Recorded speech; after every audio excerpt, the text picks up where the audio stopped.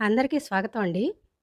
రావమ్మ మహాలక్ష్మి రావమ్మ, ఈ కోవెల నీ ఇల్లు కొలువై ఉందువు గాని, ఈ కోవెల నీ ఇల్లు కొలువై ఉందువు గాని, కొలువై ఉందువు గాని, కలుమూల రాణి రావమ్మ మహాలక్ష్మి రావమ్మ రావమ్మ.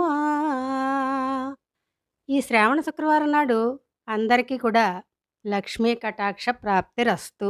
కొటేషన్స్ చదువుతుంటే కొన్ని నచ్చి దాని నుంచి నాకు కూడా ఏవో థాట్స్ వస్తూ ఉంటాయన్నమాట.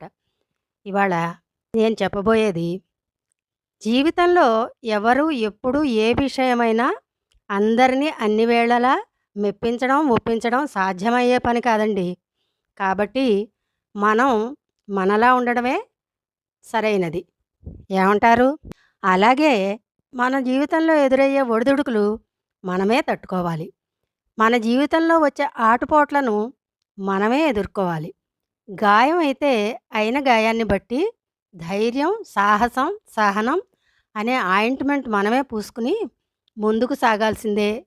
కాకపోతే ఎప్పుడూ సమస్యలే కాదు, సంతోషాలు కూడా ఉంటాయి. కష్టాలే కాదు, కలిసొచ్చే కాలం కూడా వస్తుంది. అగాధమౌ జలనిధిలోన ఆణిముత్యమున్నటులే, శోకాన మరుగున దాగి సుఖమున్నదిలే. ఎంత బాగా చెప్పారండి ఆ సినీ కవి గారు. అదే కదా జీవితం అంటే. 4 గోడల మధ్య ఒకలాగా, నలుగురిలో ఒకలాగా ప్రవర్తించేవారికి, ఎప్పుడూ ఒకే తీరుగా ఉండేవారిని చూస్తే నచ్చకపోవడం సహజం గదా!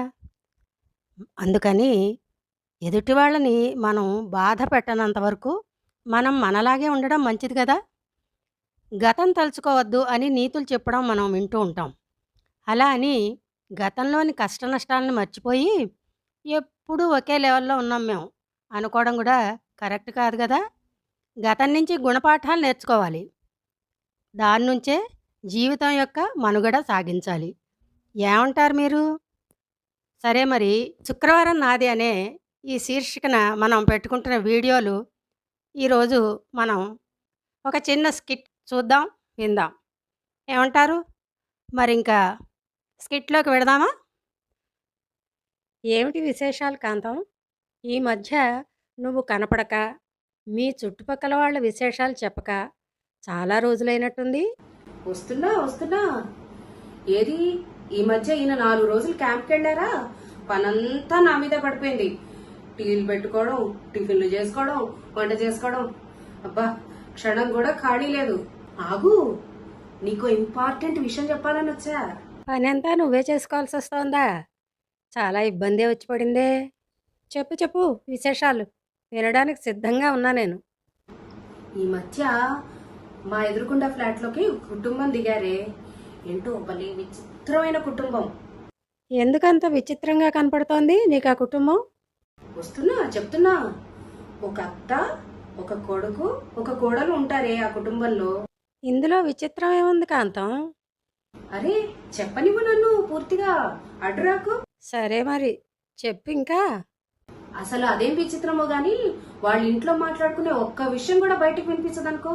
ఇంకా విచిత్రం ఏంటో తెలుసా? ఆ అత్త కోడలు అస్సలు దెబ్బలాడుకోరే. ఏం మనుషులో ఏమో గాని, నేనెక్కడా చూడలేదు ఇలాంటి కుటుంబాన్ని. అదే ఆ సంగతి. అత్తా కోడళ్ళు దెబ్బలాడుకోకుండా ఉండడం నీకు విచిత్రంగా అనిపించిందన్నమాట. ఇంకా ఏంటో తెలుసా? అత్తగారు పొద్దున్నే లేచి బయట ఊడ్చేసి ముగ్గులు పెట్టేసి ప్రశాంతంగా కూర్చుంటుంది.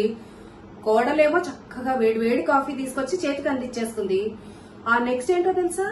ఈ అత్తగారు ముందరేసుకున్న కూరలన్నీ కట్ చేస్తూ ఉంటే ఈ కోడలేమో సరదాగా అత్తగారితో కబుర్లు చెప్తూ లోపలికి బయటికి తిరుగుతూ వంటంతా కంప్లీట్ చేసేస్తుంది. అవునవును, విచిత్రమైన కుటుంబమే మరి నీలాంటి వాళ్ళ దృష్టిలో. ఇంకా చెప్తా చూసుకో. ఆఫీస్ నుంచి కొడుకు రాగానే ఈ కోడలు కొడుకు కలిసి బయటికి వెళ్తారు బజార్ల పని మీద. వచ్చేటప్పటికి చక్కగా వేడి వేడిగా వండి పెట్టేస్తుంది అత్తగారు. అవునులే, నీకు వింతగా ఉందంటే ఉండదు మరి. ఇంకా ఆశ్చర్యమైన విషయం చెప్పనా? ఈ అత్తగారిని తీసుకుని ఆ కొడుకు కోడలు సినిమాలు, షికార్లు, షాపింగ్లు అన్ని చోట్లకి తీసుకెళ్తారు ఈవిడ్ని. నేనెక్కడా చూడలేదు ఇంత విచిత్రమైన కుటుంబాన్ని. అబ్బా! కాస్త విచిత్రమైంది కాదు ఆ కుటుంబం. ఇంతకీ కాంతం, ఆ అత్తాకోడళ్ళు దెబ్బలాడుకుంటూ, ఒకళ్ళ తర్వాత ఒకళ్ళుగా మీ ఇంటికొచ్చి, అత్త మీద కోడలు, కోడల మీద అత్త, నీకు నేరాలు చెప్పి వెళ్ళకపోవడం విచిత్రంగా ఉంది గదూ నీకు? ఆ కాదేంటి మరి,